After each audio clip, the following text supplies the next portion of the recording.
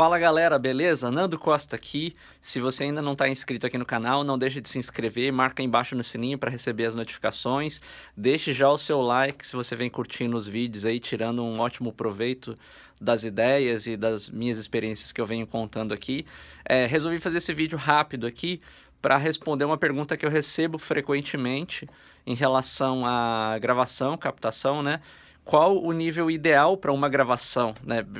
E essa pergunta, na verdade, é uma pergunta muito genérica, né? A gente vê vídeos por aí que a galera posta e tal. A grande questão é o seguinte, não existe uma resposta certa para essa pergunta, porque aí um monte de gente vai falar, ah, não, você tem que gravar com nível em tantos dBs, em tantos dBs. Não tem nada disso. O que você tem que fazer é o seguinte, você precisa estudar e compreender a métrica do áudio, tá? A primeira coisa que você deve compreender é isso. Tem algumas coisas que são fundamentais para você poder responder essa questão da melhor maneira possível, e alguns dos tópicos eu já cobri aqui no canal, tem vídeos específicos. O primeiro tópico, que é o mais importante, é o seguinte: você entende claramente a diferença entre nível peak e nível RMS? Se você não entende ainda, tem um vídeo aqui no canal onde eu falo tudo sobre essa diferença entre nível peak e nível RMS, né? Então, você compreendendo a diferença entre nível peak e nível RMS, você já começa a bolar algumas estratégias para chegar no seu nível ideal de gravação, porque não existe uma resposta certa. O nível ideal de gravação, por exemplo, de um boom e uma caixa de bateria é totalmente diferente do nível ideal de gravação de um pad de teclado, por exemplo, ou de um strings, ou diferente do nível de gravação de uma voz, porque cada cantor tem uma diferente performance, tem cantores que são mais dinâmicos, tem cantores que são menos dinâmicos. Então, o nível de gravação está totalmente atrelada ao sinal que você tem de entrada ali, tá? E quando eu falo da relação do nível peak do RMS, é porque você tem que compreender qual que é o shape da sua onda, qual que é o formato da sua onda, né? Quando eu falo de shape, de formato, a gente já vem aí com assuntos tipo a porção de ataque da onda, a porção de release, a porção de sustain, a porção de decay, né? Se você nunca ouviu falar sobre isso, isso aí é o que a gente chama de envelope da onda, né? Isso aí influencia diretamente qual é o nível de gravação da onda também. A gente sabe que o som de um bumbo, por exemplo, ele tem muito mais nível peak do que nível RMS.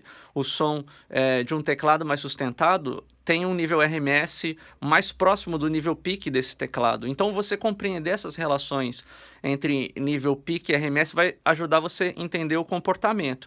E a outra coisa que a gente deve entender claramente, como a gente está trabalhando no mundo digital a maior parte do tempo, você tem uma lei universal do áudio digital, que é o quê? O seu sinal nunca vai poder passar de 0 dBFS, né?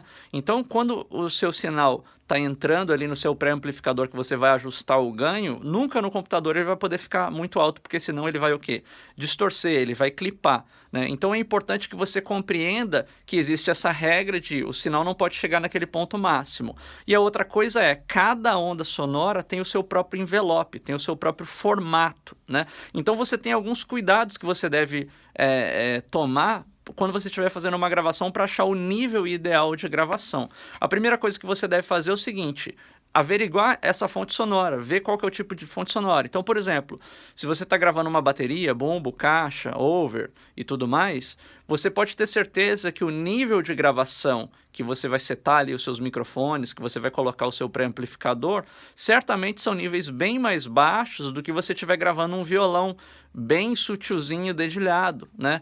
Então, isso tem relação por quê? Porque você tem uma diferença muito grande entre o nível peak de um elemento e o nível peak de outro elemento, né? Então outra coisa também que é importante ficar ligado, a gente não consegue prever exatamente qual que vai ser o comportamento daquele sinal ao longo do tempo. Então, você fala para o baterista assim, vamos passar o som? Vamos. Aí o cara toca normal. Beleza, aí você ajusta os ganhos do pré-amplificador ali. Na hora que ele vai tocar com a banda, o cara dá uma energizada ali, ele vai começar às vezes a tocar com uma performance muito mais forte, né, mais intensa e tal, e todo aquele ajuste de níveis que você fez ali dos seus microfones no pré vão por água abaixo, né? Então a grande questão é você compreender e prever ao longo do tempo como que essas coisas vão ser, vão fluir, né? Então você tem que sempre prever esse comportamento ao longo do tempo e tentar estimar qual que vai ser, né, um outro termo que a gente tem, o headroom. Qual que é o headroom do sistema? Então é tudo muito interligado. Você tem que deixar um headroom ali, porque no caso do cara fazer uma virada mais forte, do cara fazer um groove mais forte, aquilo ali não vai clipar. Mas ao mesmo tempo, se você botar o sinal muito baixo, você fala assim, aí nunca vai clipar, mas também o seu sinal vai ficar com uma média muito baixa, né? E aí, possivelmente na mixagem, se você precisar subir aquele sinal, você vai subir também o seu noise floor. Também é um outro assunto interessante para a gente ressaltar aqui. Todos esses assuntos que eu estou comentando aqui, headroom, noise floor, dynamic range também, que é a relação entre o ponto mais alto do sinal ali e o noise floor. Enfim, tudo isso, nível speak, RMS, loudness, shape, envelope, tudo isso a gente aborda com muito detalhe lá no curso completo que eu lancei, que é o AirSculpting, mixagem e teoria de áudio. Tem tudo isso aqui coberto, se você tiver alguma dúvida. Então, basicamente, você tem que compreender essa relação para estimar qual que é o melhor nível, né? Então é sempre assim, você tentar, basicamente, chegar num nível cheio de sinal sem clipar. E tem uma outra questão aqui também que a gente deve ficar antenado, que é, se você estiver trabalhando aí, né, o seu microfone plugado num pré-amplificador, tal, pode ser um pré-amplificador externo, ou pode ser direto na placa, mas enfim, você tem tipos diferentes de pré-amplificadores. Você tem pré-amplificadores transistorizados, pré-amplificadores valvulados. A forma de amplificação ali é diferente, né? A forma de saturação do áudio, quando o áudio começa a chegar no ponto lá em cima, né, quase no ponto de clipping do equipamento analógico, também é diferente. Então você deve ter plena consciência que o nível que você seta o seu pré-amplificador também altera a qualidade tonal da gravação, né? Então, se você coloca um nível bem mais baixo, o som tende a ficar bem mais limpo, bem mais clean. No entanto, você diminui o dynamic range do sinal ali, ele está mais próximo do noise floor. Se você subir o seu ganho, você vai estar mais próximo da área de saturação do seu pré-amplificador. E a gente sabe que a válvula satura de forma diferente do transistor, né?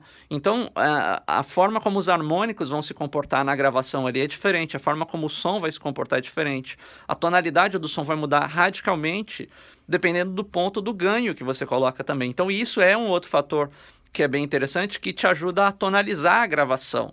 Então, dependendo do som, às vezes você até utilizar esse ponto mais alto do ganho do seu pré-amplificador é uma forma de você já colorir o som, de você já tratar a dinâmica, né? Por exemplo, se você está trabalhando um pré-amp valvulado, se você joga muito sinal para ele, ele já vai começar a dar uma maciada nos picos do sinal, vai começar a criar um harmônico ali, ele já reduz naturalmente a dinâmica do sinal.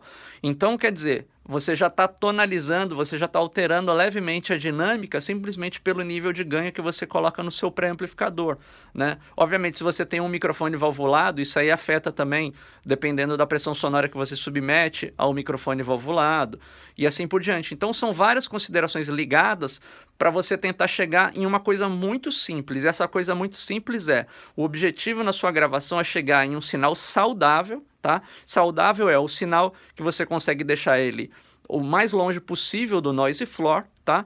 Mas nunca clipando, tá? Só que tem todas essas considerações que você tem que entender, porque você não consegue prever exatamente onde vão estar os picos do sinal, dependendo da onda que você está gravando, dependendo se é um baterista, se você está gravando um piano, é um instrumento que é muito difícil de você gravar sem né, prevendo totalmente a performance, porque é um instrumento altamente dinâmico. Então, às vezes, você passou ali e tal, chega na hora da performance, você tem alguns ataques percussivos que realmente, se você der mole, eles entram estourando ali o preamp. Então, fica ligado com isso. Quando é gravação ao vivo também, a galera tem que ficar bem antenada, porque o ajuste de pré-amplificadores da gravação ao vivo é muito mais delicado, porque você acaba vazando tudo em todo mundo, né?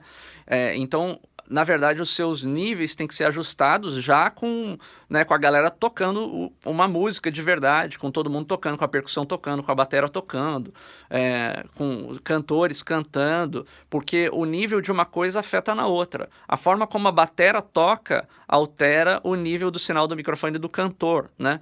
Então, o ajuste do ganho não é simplesmente o cantor passando, oi, teste som, ajustou e já era. Não, você tem que deixar ali a banda se comportar, você entender a dinâmica da performance, né? O ao vivo tem muito disso.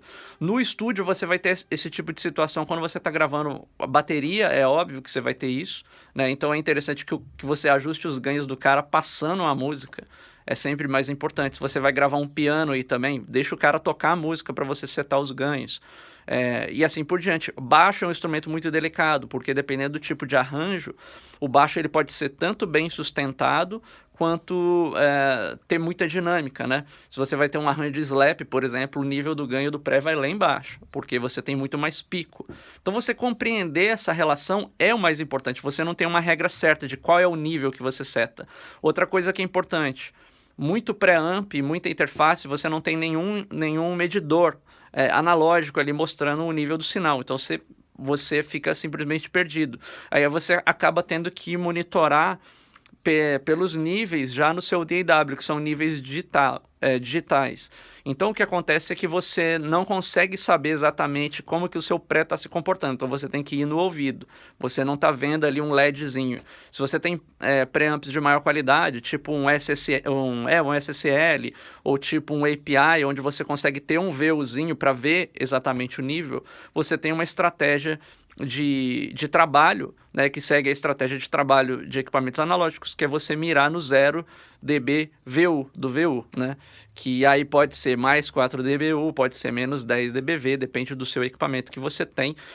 Se você quer aprender mais também sobre essa relação de decibéis, mundo analógico, mundo digital, enfim, no mundo elétrico também, quando eu falo mundo analógico, é mundo elétrico, mas tem o mundo acústico também, né? Se você quer entender um pouquinho mais dessas relações, também a gente aborda tudo isso, toda essa parte teórica lá no curso completo AirSculpt, Mixagem e Teoria de Áudio também. Espero que eu tenha deixado aí um pouco dessas informações no ar para todo mundo pensar aí, porque na verdade não existe uma resposta certa. Você tem que entender esses componentes, esses assuntos, né, todos esses pontos de vista da onda sonora para poder definir qual que é o melhor ponto de gravação aí, né, durante o seu processo aí de produção musical, beleza? Se você ainda não está inscrito aqui no canal, não deixe de se inscrever, marca aí para receber as notificações, já deixa um like aí e já tem mais vídeo na área. Valeu!